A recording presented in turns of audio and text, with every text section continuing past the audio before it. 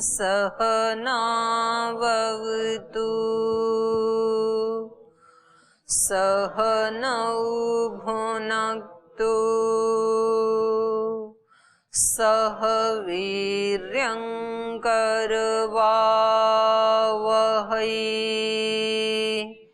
तेजस्विनावधीतमस्तु मा विद्विषावहै। ॐ शान्ति शान्ति शान्तिः।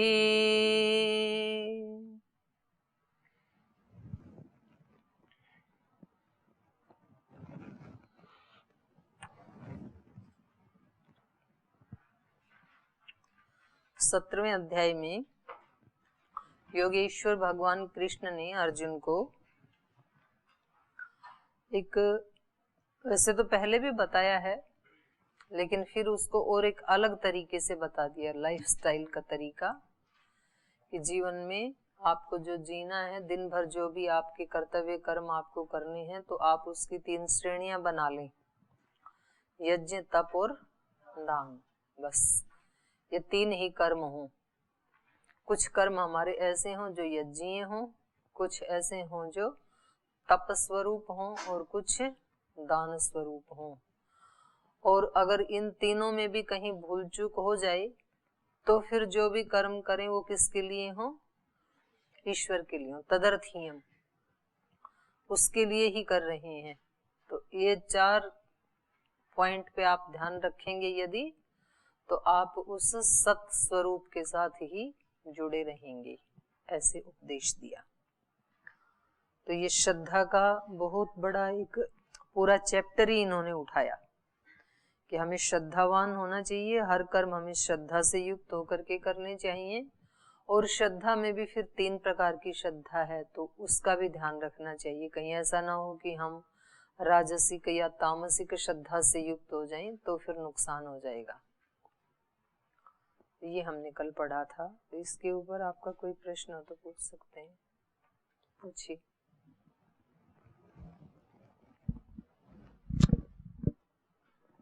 दीदी जी जी, जैसे बताया गया कि बिना श्रद्धा के कोई भी काम अगर किया जाएगा तो वो असत होगा, मतलब ठीक नहीं होगा। लेकिन तुलसीदास जी ने मतलब रामचरितमानस में लिखा है कि मतलब भाय कुभाय अनख आलसहूँ। क्या लिखा? भाय कुभाय अनख आलसहूँ, नाम जपत मंगल दिस दसहूँ।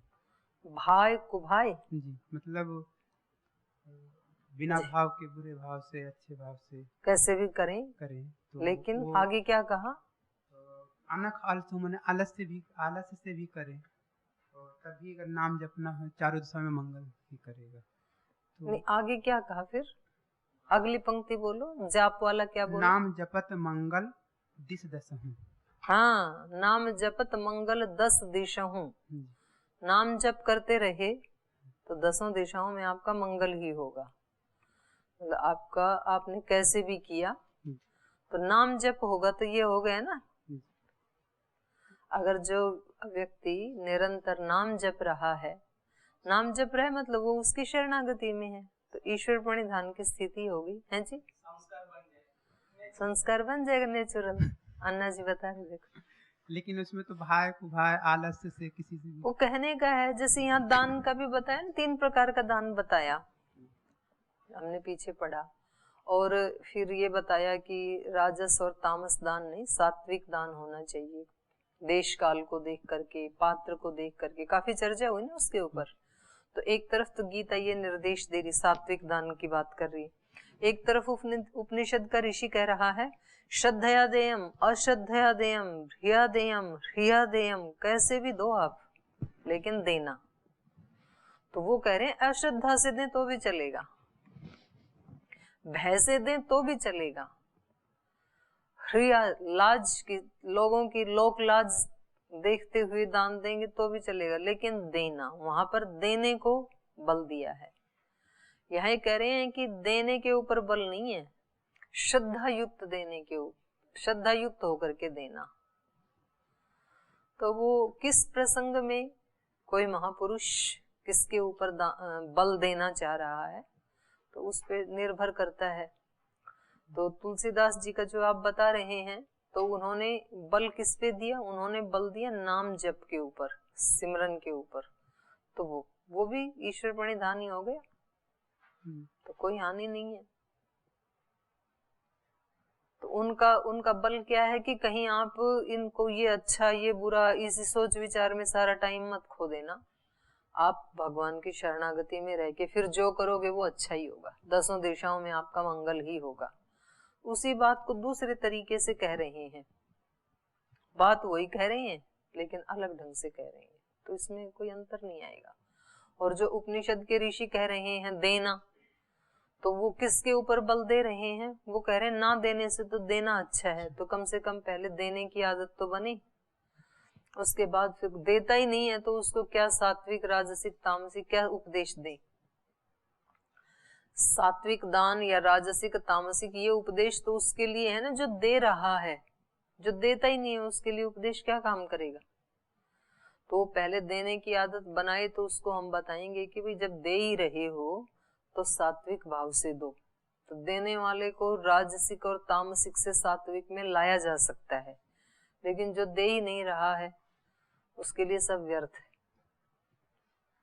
तो कोई व्यक्ति धर्म आचरण करना शुरू करे तो उसमें कुछ सुधार किया जा सकता है, लेकिन जो धर्माचरण मतलब प्रैक्टिकल सिद्धांतों को लाता ही नहीं है, शुरुआत ही नहीं करता है, तो उससे फिर उद्धार नहीं होता है। हो सकता है व्यक्ति शब्द ज्ञान में कोई विद्वान हो, विदुषी हो सकता है नई पुस्तकें लिख दें, हो सकता है उनका बहुत यश गान हो, प्रसिद्धि हो, ये हो सकता है, लेकिन उनकी आत्मा का उद्धार नहीं हो सकता है जब तक वो उन सिद्धांतों को, उस ज्ञान को जब तक आचरण में लाने के लिए कदम नहीं बढ़ाते हैं, तब तक नहीं होगा उद्धार। तो दोनों ठीक है। कोई जी। ओम दीदी जी, दीदी जब मौन की बात आती है तो हम लोग वाणी की मौन रहने की कोशिश करते हैं, परंतु गीता जी बताते हैं कि मौन तो मन से होता है। तो दीदी मेरा प्रश्न ये है कि हम लोग कर्म करते हुए मन से मौन कैसे रहे? तो मन की जरूरत क्या है कर्म में? दीदी मन की तो तो हाथ से कर रहे हो। दीदी मन में 2 स्थिति रहती हैं, एक सुखी एक दुखी रहती है। तो सुख की स्थिति में अगर हम लोग हैं तो अच्छे विचार, अच्छी सोच आती है, तो कुछ करने की इच्छा होती है। तो जब दुख होता है तो निराशपन आता है, तो कुछ अब जैसे कुछ भी खिन्नता लगता है। तो चाहे ये सुख में हो या चाहे दुख में हो, तो मन में कुछ चीज तो खिल ही रहा है ना, यानी कि मौन तो नहीं हुआ। तो हम लोग कैसे समझ सकते हैं मौन को? दोनों रुक जाए वो मौन, वो तो शून्य स्थिति दे दीदी, गाढ़ निद्रा में होगा। हाँ, फिर वही बिल्कुल वही सही पहचाना आपने। गाढ़ निद्रा वाली जो स्थिति वही मौन है। परंतु दीदी जी जैसे अब हम लोग जब वाणी से करते तो अरे वाणी से नहीं होता मौन, तो मन से होता है बोलते हैं। तो मेरा वाणी से नहीं होता है तो मन से हो जाए। वाणी से नहीं होता है, अब गीता जी बताते हैं कि मन से करो मौन, वाणी से नहीं करो। तो हम लोग कैसे समझ सकते? वाणी से भी करो, लेकिन जितना आवश्यक है उतना करो। जो ऐसे नहीं कि आपके कर्तव्य कर्म ही छूट जाएं। मतलब मैं कहूँ कि चलो परीक्षा के लिए बताओ, अभी श्लोक सुनाओ, और आप कह दो हमारा मौन है, बोलना नहीं, तो इतना मौन नहीं रखना है। एक बार किसी सास ने अपने बहू से कहा कि देखो मेरे को ना ज्यादा बातचीत करने की आदत नहीं है, इसलिए मैं इशारों में बात करूंगी, इशारों में समझ लेना, बक बक नहीं करूंगी मैं ज्यादा। तो उन्होंने कहा ठीक है। तो बोले जब मैं इशारे में कहूँ कि इधर आओ तो तुरंत बस इतना ही समझ लेना। तो वो बोले ठीक है, मैं भी इशारों में बात करती थी अपने घर, जब मैं ऐसे गर्दन हिलाऊं तो समझ लेना नहीं आने वाली है। तो ये मौन की स्थिति अच्छी नहीं है, ठीक है। कर्तव्य कर्म में वहां तो बातचीत करनी पड़ेगी। और एकांत भी ये इसी का नाम है। एकांतवास जिसको कहते हैं ना, एकांतवास का ये अभिप्राय बिल्कुल भी नहीं है कि हम कहीं गंगोत्री में या कहीं जंगल में या कहीं या यहाँ पर ही रह के बोल जी हम अपने कमरे में रहेंगे, हमें एकांत चाहिए। कोई एकांत नहीं है। एकांत मन को कितना मौन रख सकते हैं हम, उसकी प्रैक्टिस करना। वो यदि कर रहे हैं तो फिर उसमें गंगोत्री या कोई जंगल या यहाँ कोई कक्ष वो सहायक बन सकता है। यदि वो आपने नहीं साधा तो फिर वो एकांतवास नहीं है फिर। और एकांत में ही धर्म की वृद्धि होती है। जितना जितना व्यक्ति एकांत सेवी होगा उतनी उतनी धर्म की वृद्धि होती है। लेकिन ये एकांत सेवन मन का है। मन भीड़ भड़के में ना रहे, शरीर कहीं भी रहे चलेगा। दीदी तो मौन को कैसे समझ सकते हैं हम लोग, यानी कि मन जैसे रात को करते हो, आपने तो खुद ही समझा दिया मेरे को। आप कह रहे हो जैसे गाढ़ निद्रा में, तो गाढ़ निद्रा में कोई और आके थोड़ी चुप करके जाता है आपको, आप ही होते हो। आप होते हो, परमात्मा होते हैं। वो परमात्मा अभी भी हैं और आप भी अभी भी हैं। तो जैसे आपने उस समय अपने आप को निर्देश दे दिया 9 बजते ही कि बस अब सोना है, तो आपका मन मान लेता है। क्यों मान लेता है? क्योंकि ये निर्देश देना और ये कर्म करना ये आप बचपन से करते आ रहे हो। तो मन को पता है कि अब ये ऐसे ही करेगा, तो मन चुप हो जाता है। जब आप दिन में अपने मन को ऐसी आदत डाल लेंगे, क्योंकि अभी हमने मन को आदत ये डाल रखी है कि मैं जब कहूंगा कि मौन रहना तो मैं ऊपर ऊपर से कहूंगा, अंदर अंदर तो मेरे सब चलता रहेगा तूफान। तो मन भी नहीं सुनता है, बोले इसको करना तो है नहीं। देखो, एक होती है कोई चीज अच्छी लगना और एक होती है अभीप्सा। दोनों बिल्कुल अलग अलग हैं। अच्छी चीजें किसको अच्छी नहीं लगेंगी, सबको ही अच्छी लगती हैं। और एक होती है उसके लिए तड़फ, उसके लिए अभीप्सा, मतलब उसके बिना वो रह नहीं सकता है, जिया नहीं जाएगा उसके बिना। तो इन दोनों में तो रात दिन का अंतर है ना।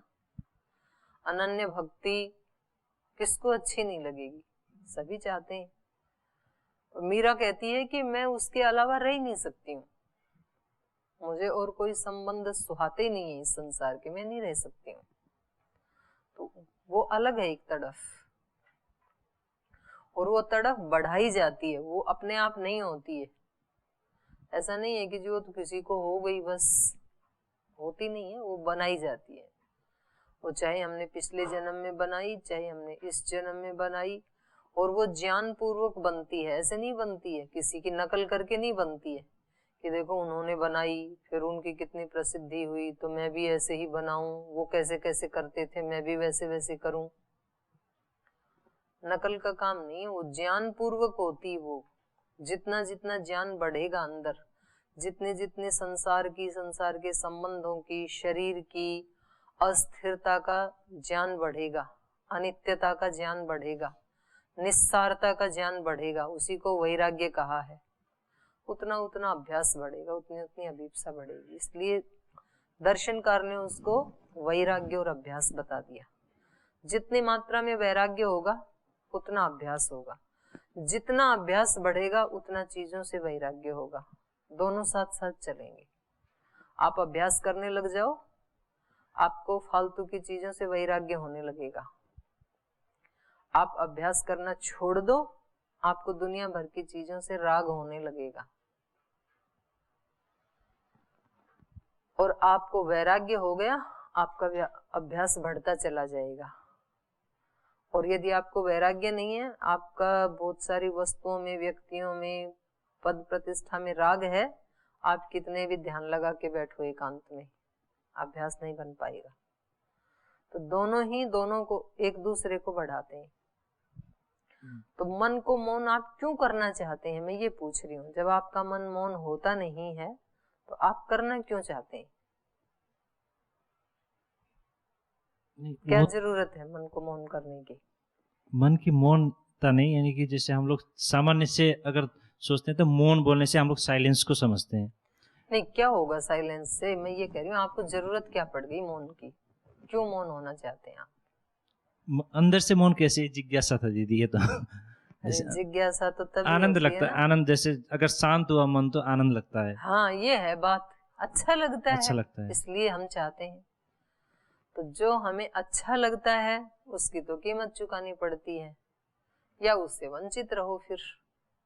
अब किसी व्यक्ति को अच्छा लगता है कि मैं झोपड़ी में ना रह के पक्के मकान में रहूं, जिसमें पानी भी ना टपके, ठंडी भी ना लगे, तो अच्छा लगता है तो फिर मकान बनाने के लिए फिर पैसे भी तो कमाने पड़ेंगे ना। पैसे कमाने के लिए मेहनत मजदूरी भी तो करनी पड़ेगी ना। मेहनत मजदूरी करने के लिए जल्दी भी तो उठना पड़ेगा ना, नींद भी तो छोड़नी पड़ेगी, आलस्य प्रमाद भी तो छोड़ना पड़ेगा ना। तो हमें ये तय करना है हमें चाहिए क्या।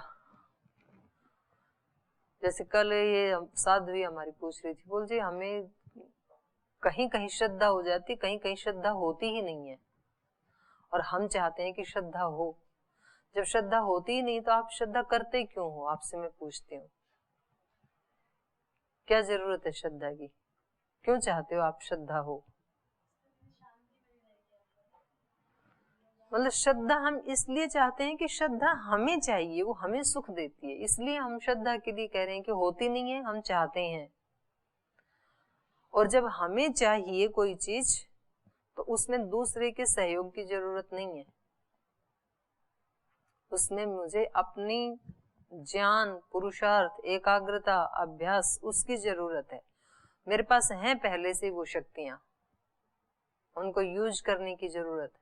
वर्षों से और सदियों से उनको प्रयोग नहीं किया हमने, ऐसी रखी हुई है। उनको प्रयोग करके, पर ये बिल्कुल क्लियर रही, एक क्षण के लिए भी ये मन में विचार नहीं आए कि जब ये ऐसा आचरण करते नहीं है तो इनके साथ श्रद्धा कैसे करें। ये मन आपको सुनाएगा बार बार। तो आप बोलो श्रद्धा उनके लिए नहीं, श्रद्धा मेरे लिए चाहिए, उसके लिए नहीं है श्रद्धा। मुझे अपनी शक्तियों का ह्रास नहीं करना, मुझे अपने जीवन को निम्न चेतना में नहीं जीना, इसलिए मुझे श्रद्धा चाहिए अपने लिए। तो आपको मौन किस लिए चाहिए? आपको मौन अच्छा लगता है आपके मन को। अगर आपको अपने लिए अच्छा लगता है और आपको चाहिए यदि वो, तो हो जाएगा। मन कोई दूसरा व्यक्ति नहीं है, कोई दूसरी चेतना भी नहीं है कि वो मानेगा या नहीं मानेगा। मन तो बेचारा जड़ है। मैं इस पुस्तक को कहूं कि मैं यहाँ रख के यहाँ ऐसे पढ़ूंगी, तो क्या ये पुस्तक उछल के इधर जा सकती है क्या? क्यों? जड़ है ये, इसलिए नहीं जा सकती है। ये वहीं रखी जाएगी जहां मैं इसको रखना चाहूंगी। तो मन क्या है? मन जड़ है। ये हिल रही है पुस्तक, ये किसकी सहायता से हिल रही है? चेतन की सहायता से, मेरी सहायता से, नहीं तो नहीं हिलेगी। तो मन को हम जहां लगाएंगे मन हमारा वहां लगेगा, ये भी स्पष्ट हो हमें। क्योंकि हम भ्रमवश ये कहते रहते हैं कि मन तो मानता ही नहीं, हम तो चाहते हैं, तो ये अज्ञान है। मन कोई चेतन थोड़ी ही है। मन तो एक यंत्र है हमारा, एक मशीन है हमारी।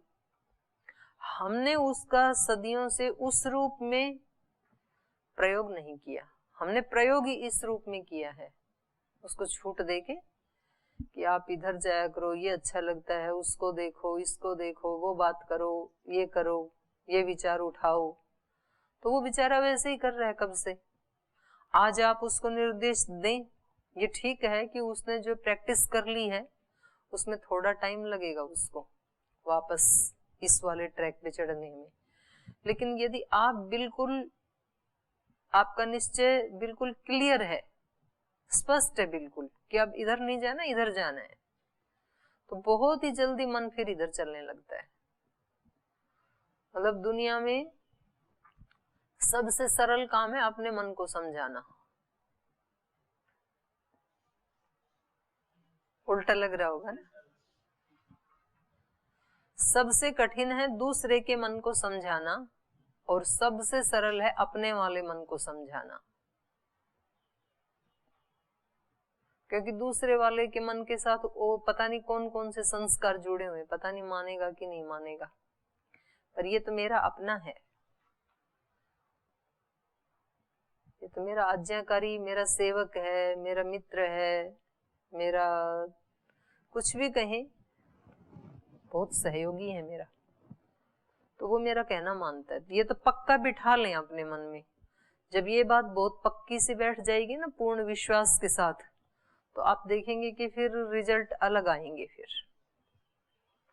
और जब तक हमने ये मान रखा है कि जी वो तो मानता ही नहीं है, तो क्या करें, चाहते तो हैं, तो आप उसको वो ही निर्देश दे रहे हैं फिर कि मानता ही नहीं है, ये मानता ही नहीं है, चाहते तो हैं। एक साधु ने पूछा लॉ ऑफ अट्रैक्शन कैसे काम करता है। बोल जी मेरे सिर में ना मेरे को गंजी होने की इच्छा है, बाल काटने की इच्छा है, और ये इच्छा मैं पिछले 6 महीने से कर रही हूँ, लेकिन अभी तक तो मैं गंजी हुई नहीं। आप कहते हैं लॉ ऑफ अट्रैक्शन काम करता है। और बोल मेरे को ये भी पता है कि ये जो मेरे से बड़ी वाली दीदियां हैं ना, ये मुझे कभी अनुमति नहीं देंगी काटने की, ये भी मुझे पक्का पता है। तो अब ये जो साधु ये किसको अट्रैक्ट कर रही है? अनुमति नहीं देंगी इसको अट्रैक्ट कर रही है। तो वो कभी टकली हो पाएगी क्या? कभी नहीं हो पाएगी। हम बिल्कुल विरोधी निर्देश देते हैं अपने मन को कि मैं चाहता तो हूं कि मेरा मन बिल्कुल मौन रहे, पर मुझे पता है ये मौन होगा नहीं, क्योंकि ये तो बोलता ही रहता है। तो जो आपको पक्का विश्वास है ना, उसको आप अट्रैक्ट कर रहे हैं। चाहता हूं ये हल्का है, और बिल्कुल पक्का वाला विश्वास कौन सा है? ये होगा नहीं, मुझे पक्का पता है, ऐसे मौन होगा नहीं ये।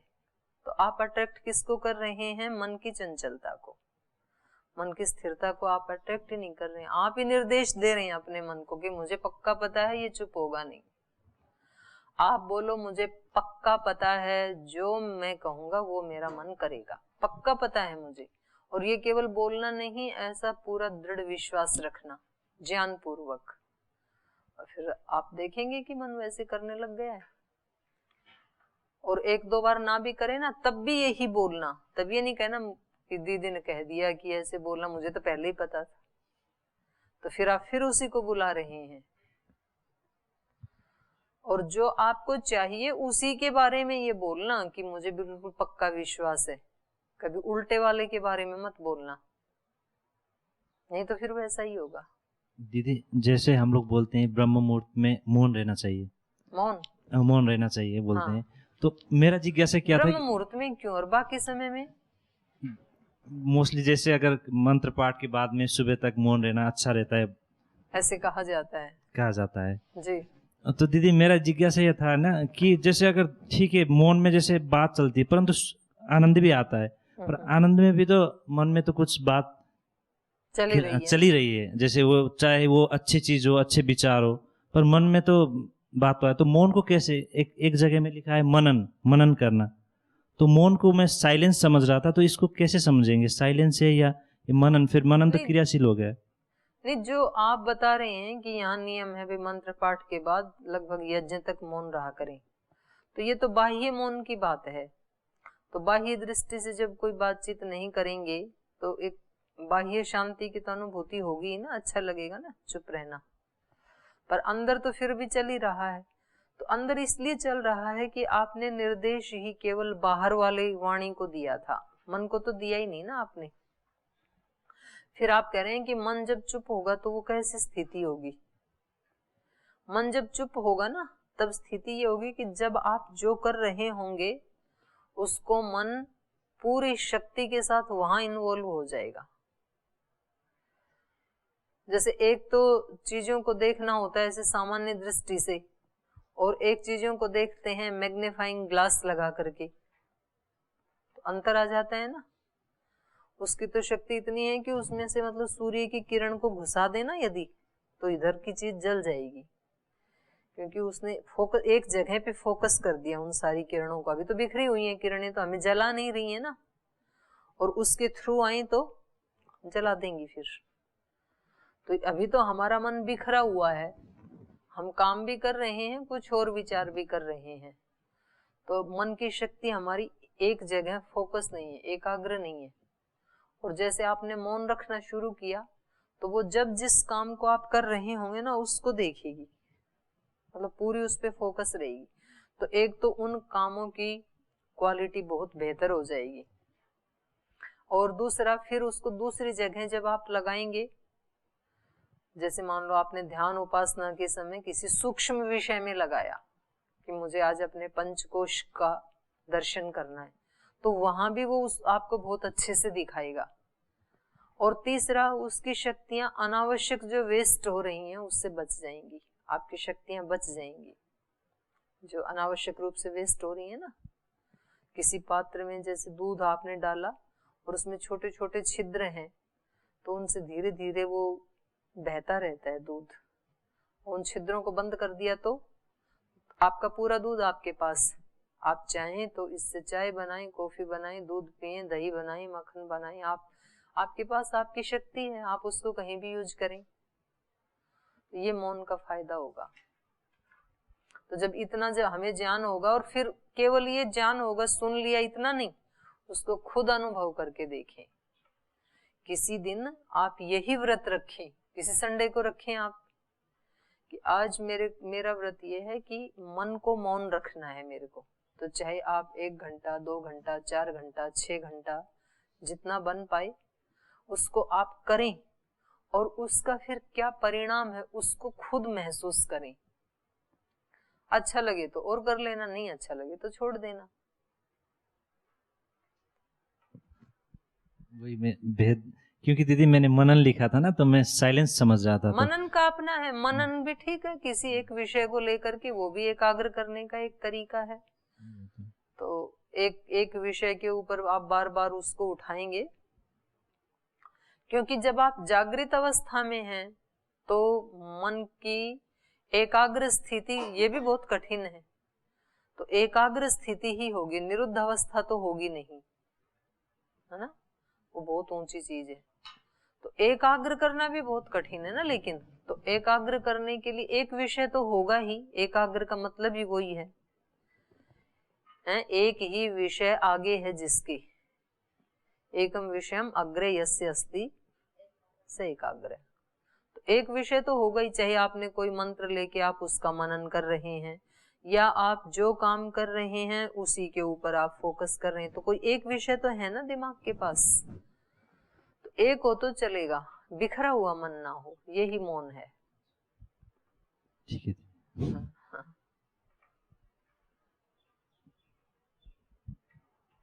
ओम दीदी जी।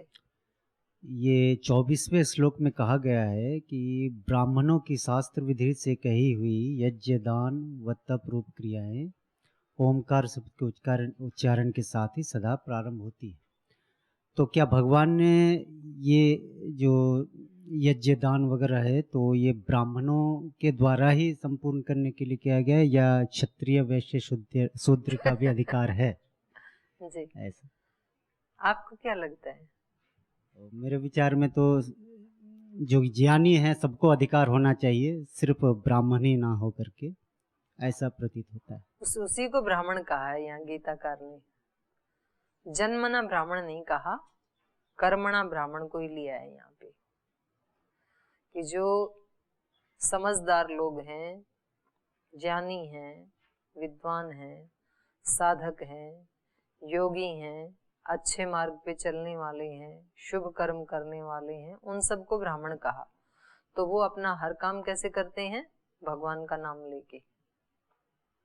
तो यहाँ इन्होंने ओम कह दिया, पर जिनको ओम का नहीं पता, उनकी भावना ओम की होती है, वो कोई और नाम लेते हैं। जैसे हमने गांव में हम बचपन से सुनते थे, कोई काम करते थे ना तो कहते थे चलो भाई भगवान का नाम लो, बस ऐसे बोलते थे। राम का नाम लो, ऐसे बोलते थे। तो कोई भी नाम लेते हैं। तो जो अच्छे भद्र पुरुष हैं वो अपने हर काम को किससे शुरुआत करते हैं? भगवान का नाम लेकर के। तो यहाँ जन्मना ब्राह्मण का ग्रहण नहीं है, कर्मणा है।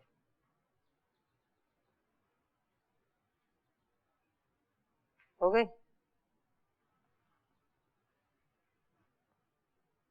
हो गए? चलिए,